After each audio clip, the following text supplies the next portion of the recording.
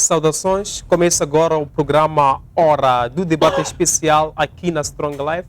Eu sou Teofilósofo José Massango, autor da obra A Mente de Deus, a enciclopédia do conhecimento. Muito obrigado a todos que acompanham o nosso programa através da nossa página do Facebook, que é Strong Life, onde podem interagir conosco colocando as vossas mensagens relativamente ao tema que nós iremos abordar no dia de hoje, que é o papel da igreja face à pandemia. Para debater em torno desta temática, trago dois convidados especiais que vão nos ajudar a responder às nossas questões e também a dissipar as nossas dúvidas. Tenho como convidado o reverendo Jessi Maló, ele que é secretário-geral da Colém, tem o pastor Fernando Chauk, ele que é o presidente da Colém. Para já, irei saudar os meus convidados, começando com o reverendo Jessi Maló. Reverendo, ora viva.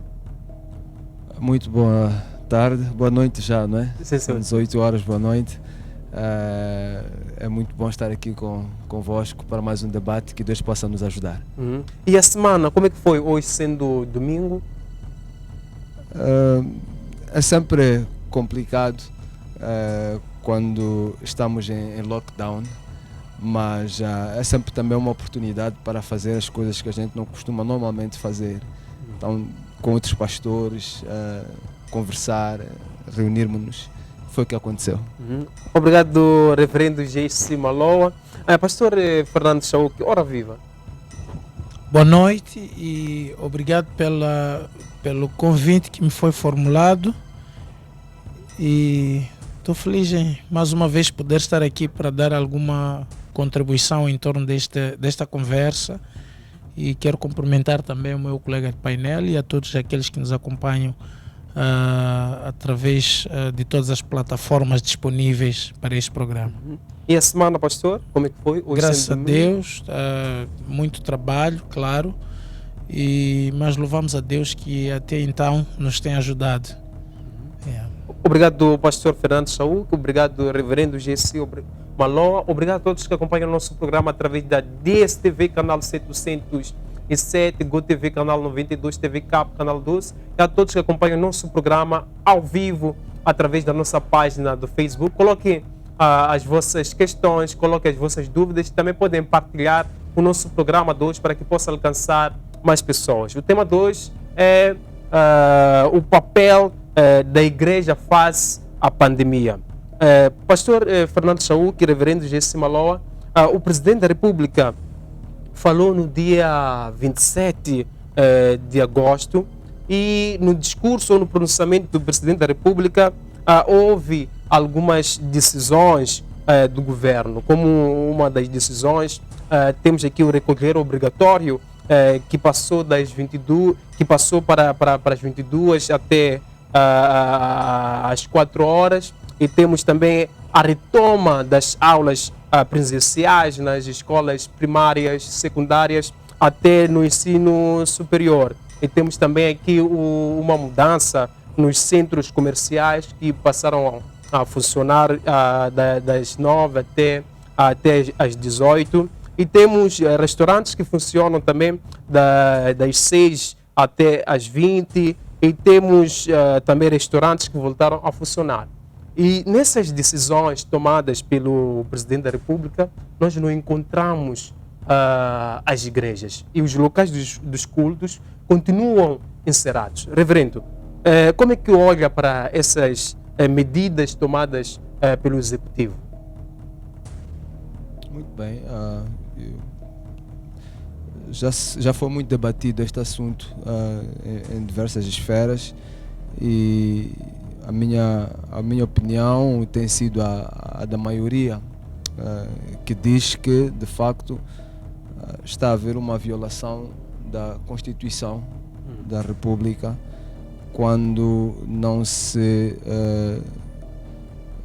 prevê o direito à liberdade religiosa como um direito fundamental, e nesta senda a religião como um serviço essencial. Portanto, quando temos situações destas e temos que verificar o que é que se pode abrir, o que é que não se pode abrir, a primeira primeiro aspecto que deveria se olhar é para a essencialidade dos serviços, até porque olhando para a essencialidade dos serviços, já dissemos isto várias vezes, devia ser o primeiro aspecto a ser tratado. De facto, o que nós estamos a dizer, o que nós temos vindo a dizer é que a igreja nunca deveria ter sido fechada, a priori.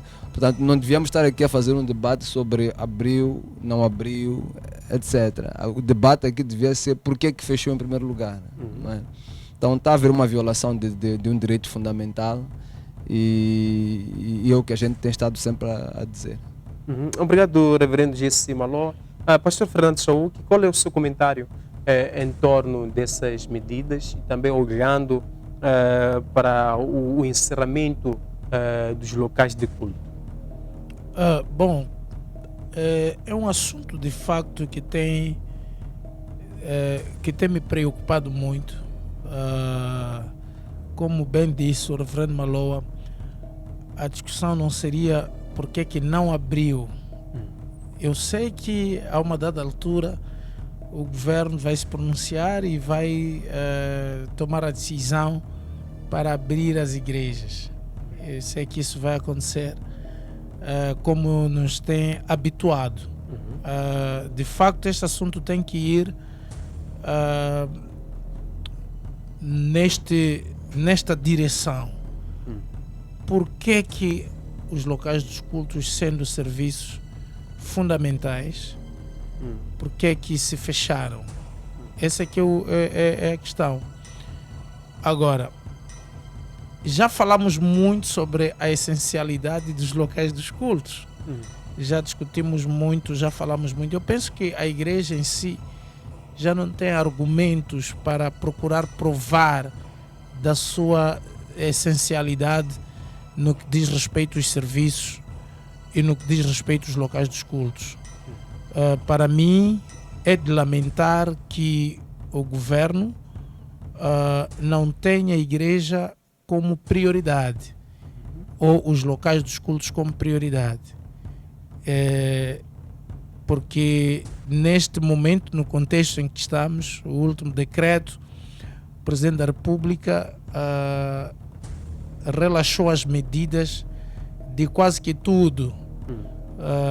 Os cassinos, tudo voltou ao normal, até porque neste momento estamos a falar até a feira. O Facim está a funcionar normalmente e recebendo cerca de 700 pessoas por dia, não é? Estou a falar de pessoas que vão visitar,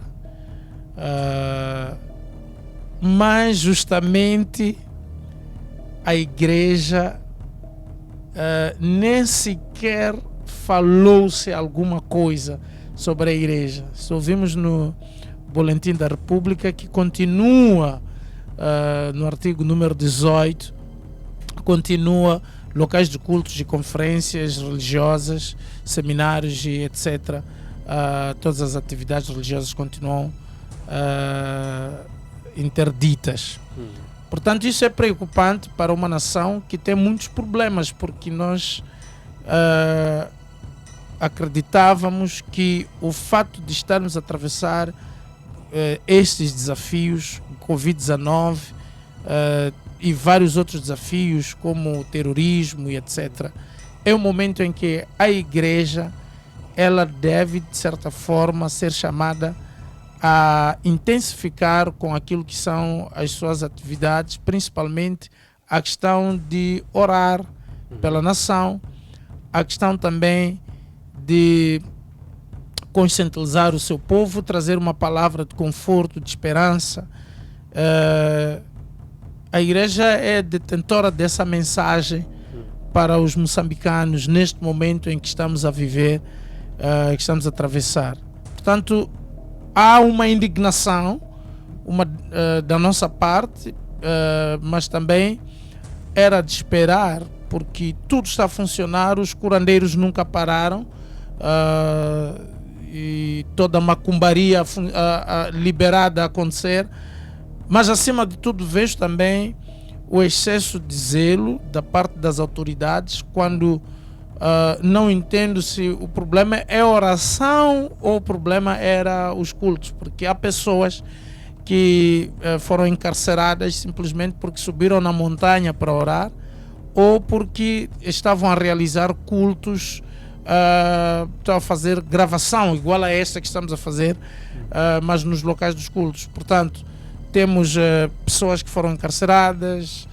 É uma perseguição sem precedentes que nós estamos a ver nos últimos dias, e estamos a perceber que Covid-19 seja um argumento para que este governo, ou seja, as autoridades, possam manifestar o ódio, a zanga, a intolerância religiosa que de facto está sendo vivida nos últimos dias.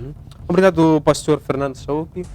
Reverendo, olhando para essa questão, haveria aqui uma perseguição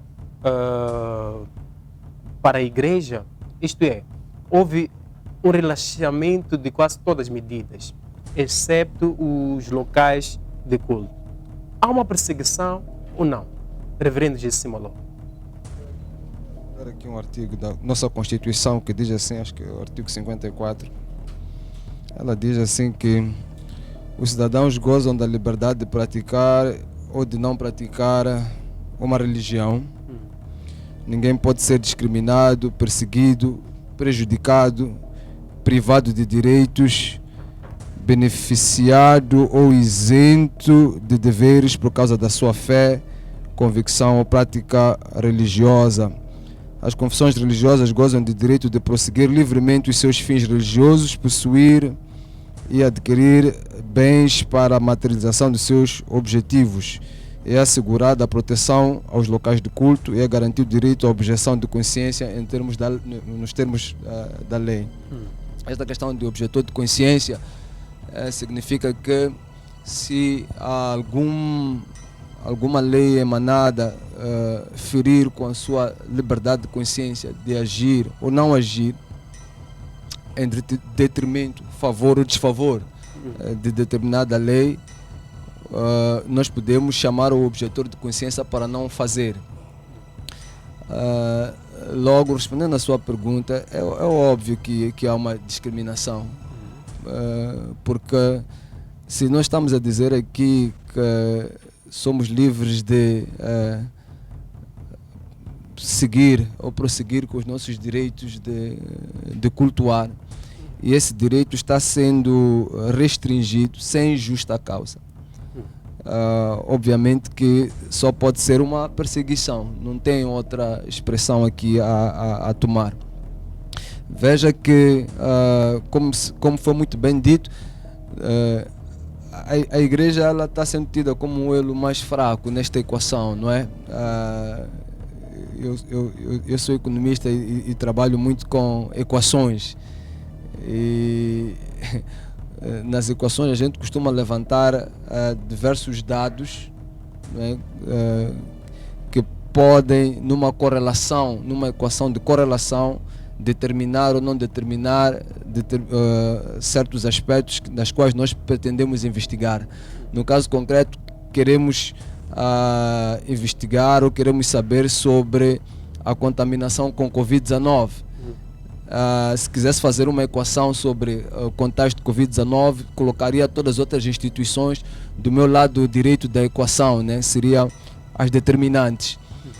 Depois fazia uma regressão, e na regressão eu teria o resultado para saber qual destes aspectos é que determina a subida ou descida de Covid-19. Então o que está-se a dizer aqui é que o que determina, o maior determinante de Covid-19 em Moçambique é a igreja. Pois então, se assim é, tudo bem, a igreja é culpada, nós é que somos os que trazemos Covid-19, nós é que determinamos a subida e a descida de Covid-19. Podem fechar as igrejas, podem fechar os locais de culto, podem agir como quiserem agir, porque de facto são as igrejas, os locais de culto, os culpados pelas mortes e contaminações neste país. Não são os chapas, não são os mercados, não são as bottle stores, não são os casinos, não são as escolas, não são as piscinas, não são os restaurantes, não são as padarias, não são as pastelarias, não são os dumbanengues, não são os chungamoios, é a igreja, ok? Então que assim seja, vamos manter as igrejas fechadas porque somos os culpados. Obrigado, reverendo Jesse Maló. Pastor Fernando Chauque, em algum momento o reverendo trouxe aqui um dado que tem a ver com a economia. Será que se fez um estudo exaustivo em torno dos locais de cultos para se ter a certeza de que é lá onde há um contágio maior, é lá onde há propagação da Covid-19, tirando transportes, tirando escolas do ensino primário, tirando também as palhotas, onde nós encontramos os curandeiros. Qual foi o critério usado para se concluir que quando a igreja, na altura que esteve aberta, houve a maior propagação da Covid-19? Eu também faço a mesma pergunta. Essa é a pergunta que nós estamos a fazer, porque antes de tomar-se a decisão para fechar os locais dos cultos, o normal teria sido essa pesquisa e um diálogo com os líderes religiosos. E esse diálogo deveria ou deve ser extensiva, não terminar talvez com um grupo de pessoas que às vezes desconhecem algumas realidades ou dinâmicas do funcionamento das confissões religiosas no país, ou que conhecem não na totalidade. Essa é a pergunta que eu também faço, porque nunca nos foi apresentado um estudo que mostra claramente da parte do nosso governo que as igrejas realmente são responsáveis, são pontos de contágio. Muito pelo contrário, se nós vamos fazer alguma investigação, vamos descobrir que os locais dos cultos não são pontos de maior contágio, tanto quanto, por exemplo, acontece num restaurante e nos outros lugares. Inicialmente falava-se que os locais dos cultos porque são fechados, e depois falaram que não, lugares fechados é onde não há risco de maior contágio. Portanto, há muitas mutações quando quer se tomar a decisão, principalmente quando estão a falar de porquê é que os locais dos cultos ficavam interditos no início. Nunca nos foi apresentado aqui em Moçambique, nem pela Comissão Técnico-Científica, que nós nem conhecemos, nem nos discursos de Sua Excelência Presidente da República, nunca houve alguma satisfação. Por que tudo pode funcionar e a igreja ficar em banho-maria? Nunca houve uma explicação. Então, essa pergunta todos nós temos, afinal, o que é que está a falhar?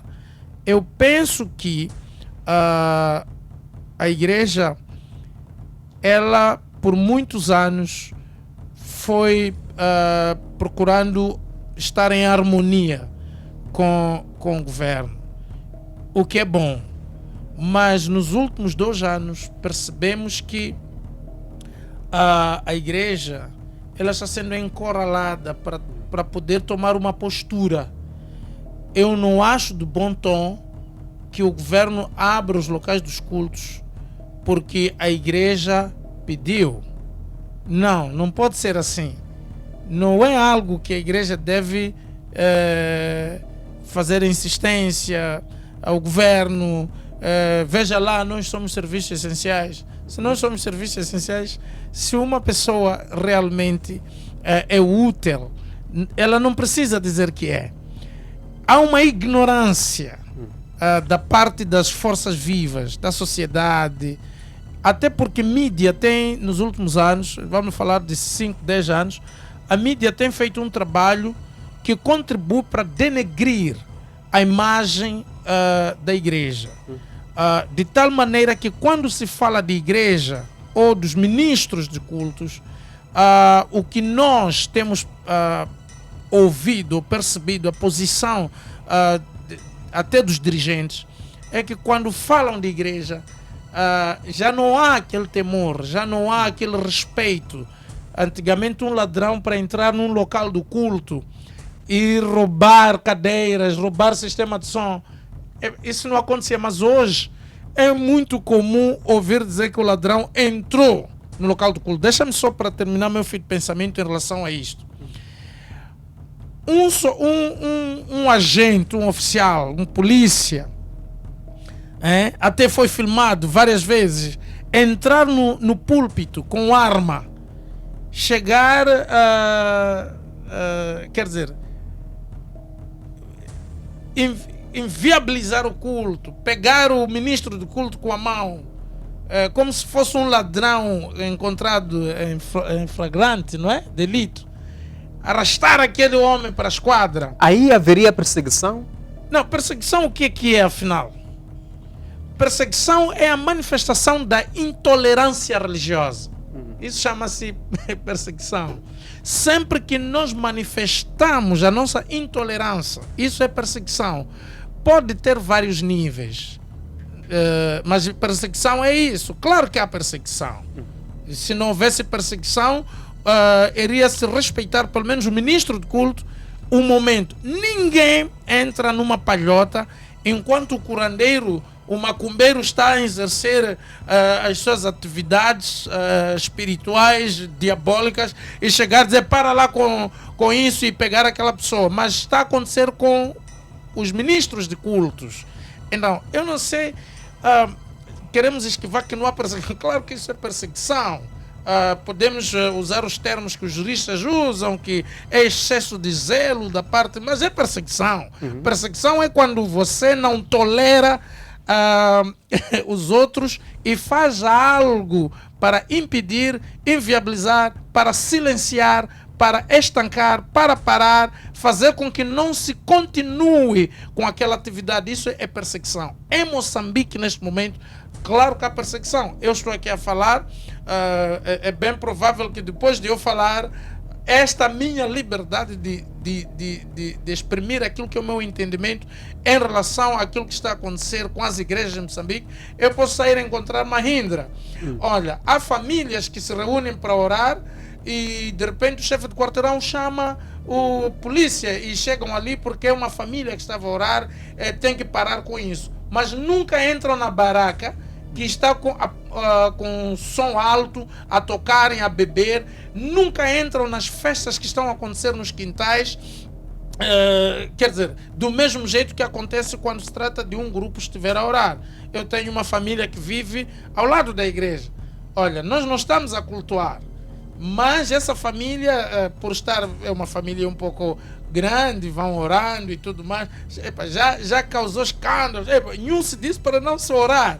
Então, isso é perseguição. A intolerância que se manifesta através de polícia, através das injúrias que a igreja tem passado. Mas eu queria dizer que mídia e a sociedade civil, por aí fora, os dirigentes, neste período, nos últimos 10 anos, nós temos vivido uma perseguição clara, uma intolerância pela liberdade religiosa. Tanto que em 2020 lançou-se em Moçambique uma lei de liberdade religiosa que mostra claramente que eles querem encontrar um instrumento legal para poder perseguir as igrejas. Neste momento, o instrumento que é usado, o argumento que é usado é Covid-19. Covid-19 passa a ser uma justificativa daquilo que nós estamos a ver acontecer. Que é isso de ir nas montanhas, porque alguém vai orar na montanha e de repente Mahindra já vem aí e a polícia já está a subir com armas. Como às vezes não podem subir, ficam ali à espera, carregam aquelas pessoas, vão para a esquadra. Afinal, o que está proibido é oração ou é aglomeração de pessoas? Está a perceber? Então, eu penso que há, de facto, uma manifestação da intolerância religiosa no nosso país. E há uma força muito grande para denegrir a imagem da igreja. E os mídias, nos últimos anos, tem promovido muito a questão de procurar até vídeos que circulam, que são vídeos de filmes nigerianos, entende? Para denegrir a imagem, porque não é verdade que aquilo que nós estamos a ver, claro que há charlatões, sempre houveram charlatões, até nos tempos de Jesus haviam charlatões, nos tempos dos apóstolos haviam charlatões. Há um episódio na Bíblia de charlatões que foram para expulsar demônios e disseram: nós te expulsamos em nome de Jesus que o Paulo prega. E os demônios vaiaram aqueles charlatões. Sempre há de haver charlatões. Pessoas que aparecem em nome de Deus para denegrir a imagem de Deus. É igual pessoas que aparecem em nome do governo para denegrir o governo do dia. Que vão extorquir as pessoas, os nhonguistas da nossa atualidade. Mas isso não quer dizer que não existe um governo real neste país. Então a igreja existe, mesmo que ela seja sufocada com aquilo que mídia decide expor nas pessoas. Obrigado, pastor Fernando Chauque. Reverendo Jesse Malô, há uma questão que surge agora.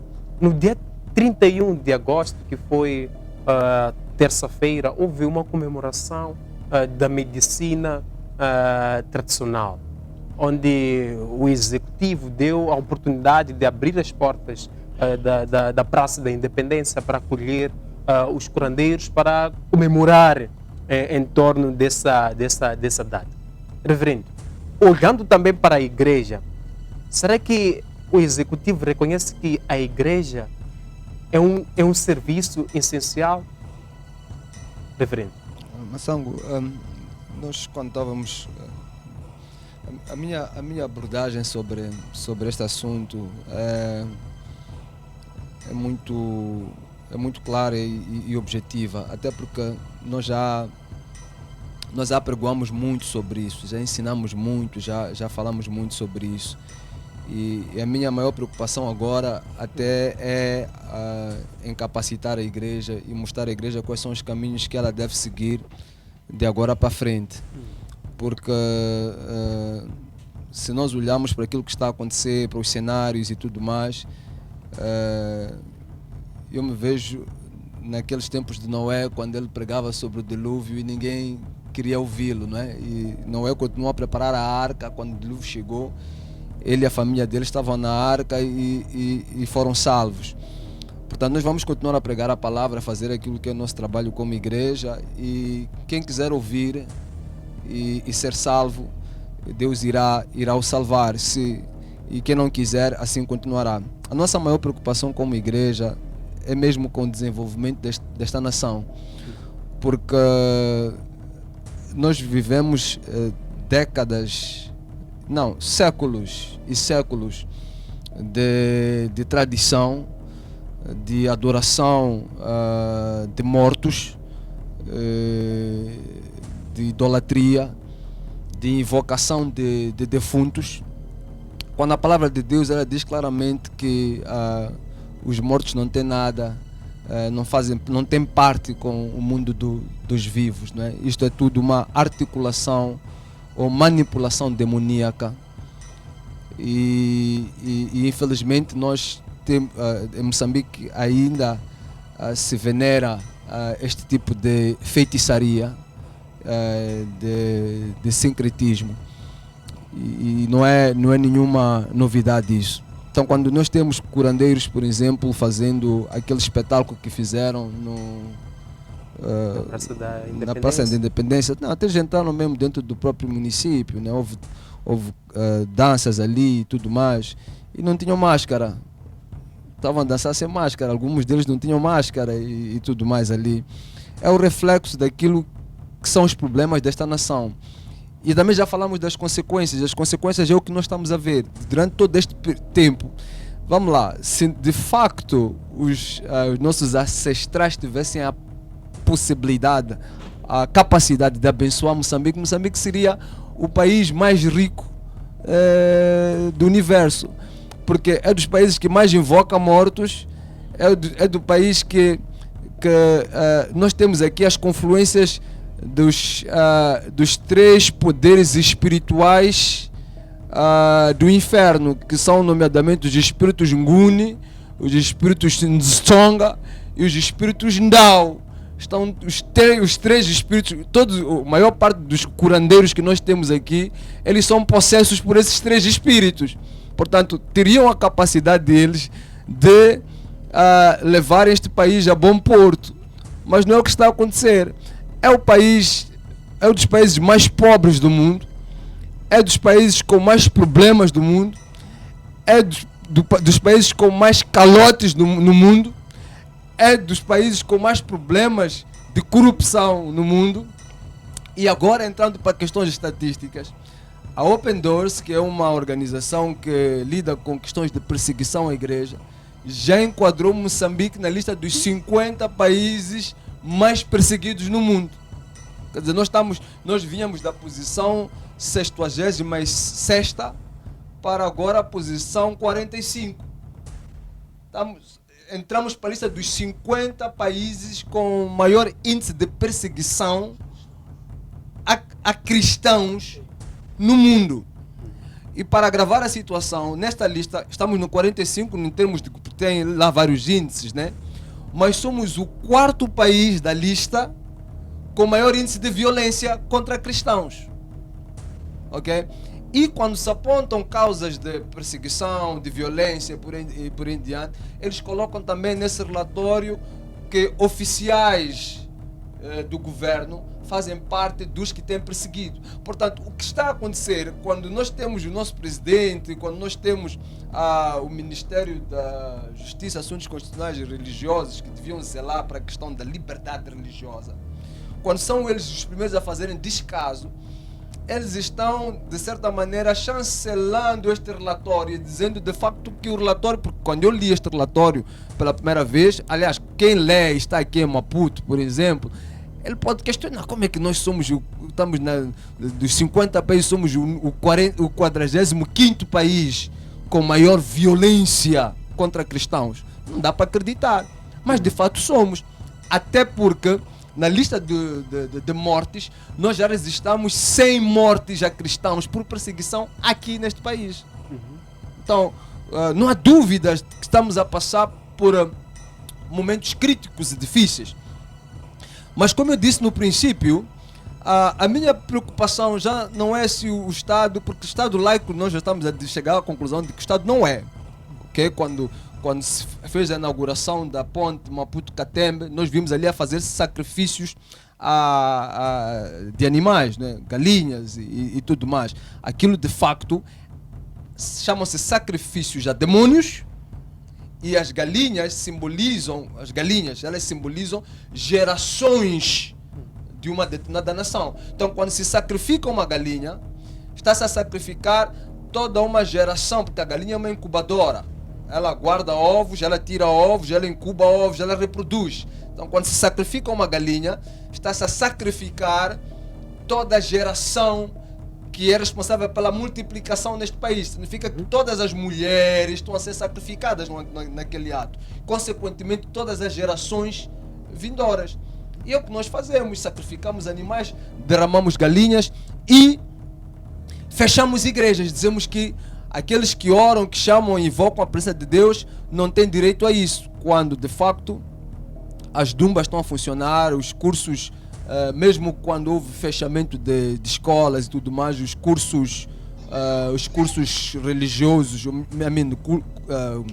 cursos de iniciação para curandeiros não fecharam. Portanto, a resposta está aí, ela está muito clara. Agora, virando para a igreja ela tem que perceber que a perseguição faz parte da rotina do que realmente é ser crente. A igreja ela prospera em meio à perseguição. Quando nós temos Herodes perseguindo crentes na Bíblia, começando pela perseguição a Cristo e tudo mais, nós não chegamos a ver ali em nenhum momento Jesus Cristo preocupado com Herodes. Herodes perseguia, Jesus Cristo fazia o seu trabalho. Okay? Então, a igreja não pode se preocupar muito. Não é preocupação da igreja depois de pregar e ensinar e mostrar o que realmente é o caminho. Nós não vamos estar aqui a martelar o governo, a martelar seja lá quem for, para que mude de postura em relação ao trabalho da igreja. A igreja o que deve fazer é se posicionar como igreja, fazendo o trabalho que Jesus Cristo enviou a igreja para fazer. E esse é que é o meu foco agora. Eu já não estou muito preocupado se o presidente volta a abrir ou não a igreja. Eu acredito que quando começamos esta entrevista e se entendeu muito bem as respostas que eu fui dando, eu já não estou muito preocupado com o presidente. Se o presidente abre ou não abre, eu já não estou preocupado.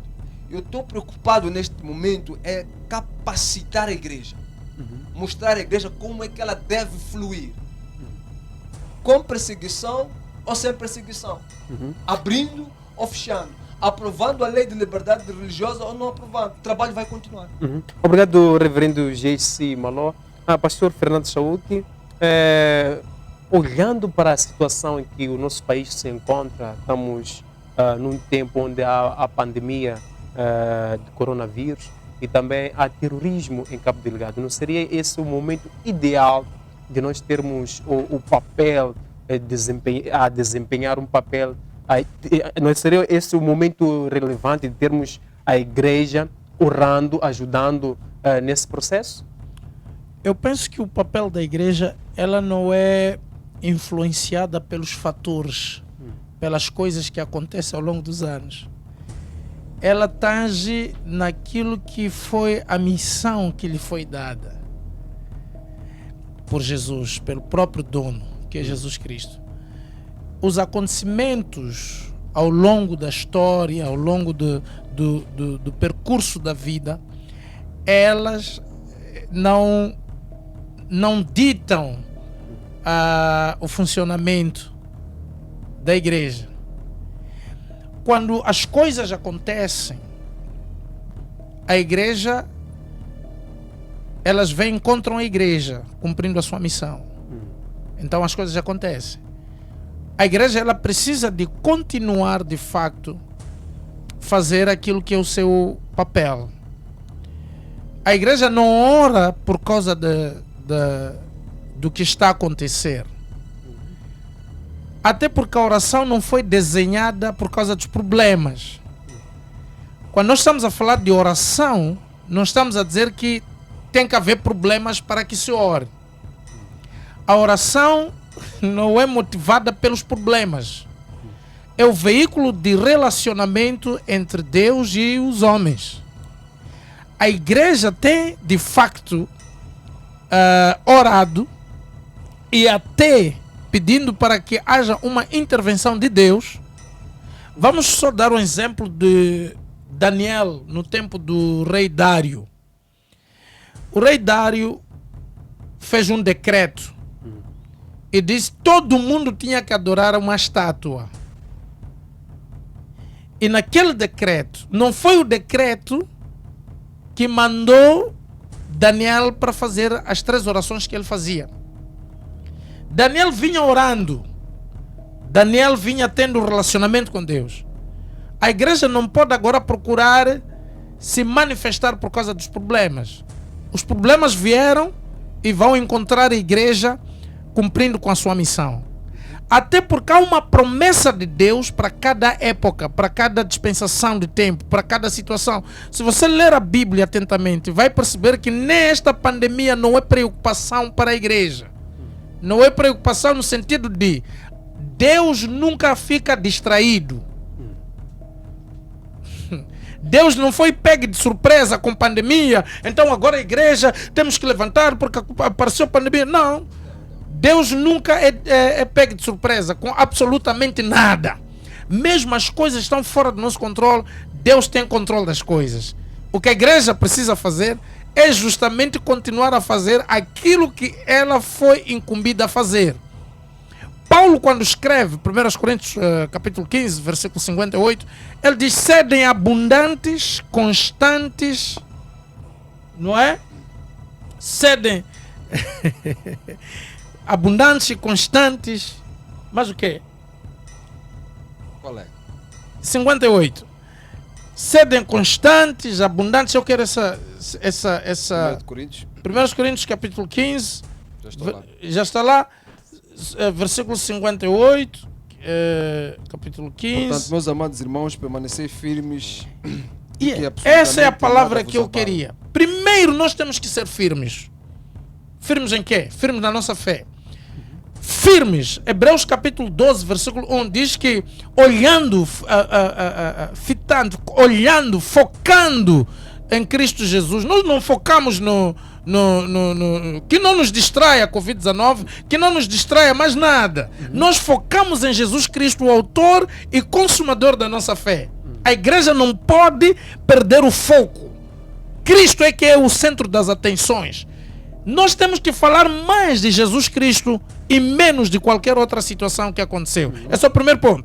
O segundo ponto, ele diz que nada vos abale. Sejam sempre dedicados. Ou seja, nós temos que nos dedicar ao quê? À obra do Senhor. Pois vocês sabem que o Senhor, né, ele irá vos galardoar e que o vosso trabalho não é em vão. Portanto, eu quero que entenda que a Covid-19, a igreja não é uma instituição de oportunistas que estão à espera de uma oportunidade, de um problema para se manifestar. Não, a igreja não é isso. Para terminar em 30 segundos, deixando últimas considerações. Que Deus possa abençoar o nosso país, que a igreja se torne igreja. A igreja, neste momento, ela está numa linha, porque a igreja ela está num governo, aqui na terra, ela está inserida num governo, mas ela não é desta terra. A nossa cidadania não é terrena. Está a chegar o momento em que a igreja terá que levantar a sua voz entre obedecer certas coisas que beliscam o seu relacionamento com Deus e obedecer a Deus. A igreja terá que tomar uma decisão. Obrigado, pastor Fernando Chauque. Reverendo Jesse Maloa, em 30 segundos, como é que a igreja pode fluir nesse tempo da pandemia, deixando um conselho e também as últimas considerações? Bom, nós estamos num momento de graça e bênção, porque quando estamos em perseguição, pelo menos nas Sagradas Escrituras, a gente consegue ver a manifestação da graça de Deus. Pessoalmente, comigo, com o meu ministério, sempre foi assim. Sempre que se levantam tribulações, eu vejo a mão de Deus operando. E eu creio que neste momento difícil de Covid-19, muitos são os pastores, muitas são as congregações que têm visto a mão de Deus a fluir e a resolver muitas questões. Portanto, nós não estamos, como igreja, nós não estamos em crise, nós estamos em Cristo.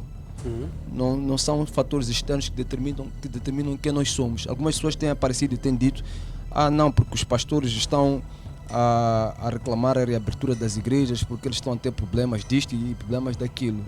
Não, a nossa provisão, ela não vem de homens, ela não vem das circunstâncias, ela vem de Cristo. É Cristo que provém nas nossas vidas.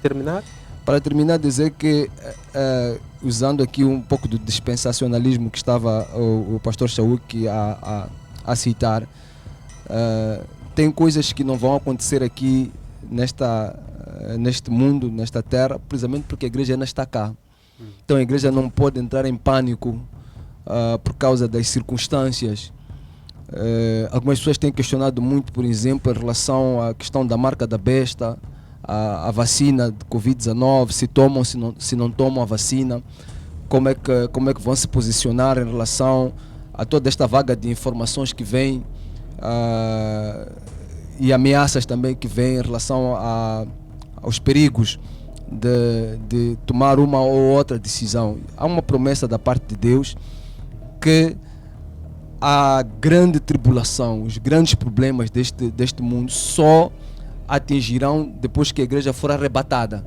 Então, enquanto nós estivermos aqui, enquanto a igreja estiver aqui, enquanto nós tivermos uma palavra para pregar, fique calmo. Vamos continuar a fazer o trabalho, porque nada poderá nos desviar do plano de Deus em relação ao alcance de almas, que é verdadeiramente aquilo que Deus quer que aconteça.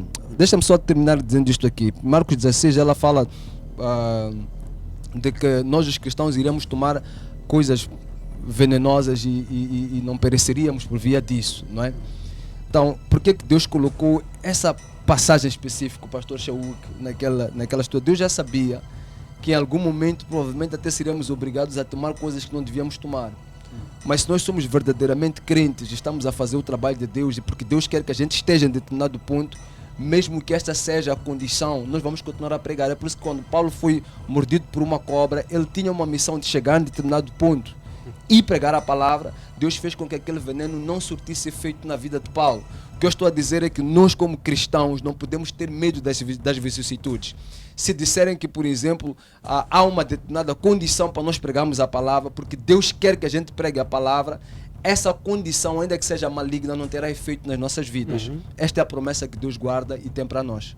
Obrigado, reverendo J.C. Maló. Obrigado, pastor Fernando Shauk. Obrigado a todos que interagiram conosco através da nossa página do Facebook, deixaram as mensagens na nossa página. Nosso muito obrigado. Obrigado a todos que acompanharam o nosso programa através da DSTV, canal 707, GoTV, canal 92, TV Cabo, canal 12. Nosso muito obrigado. Eu sou o filósofo José Maçã, autor da obra Mente de Deus, a enciclopédia de conhecimento. Fique em casa, previna-se da Covid-19, continuação de um domingo abençoado. Logo a seguir, acompanhe o seriado na FEVA aqui na Strong Line.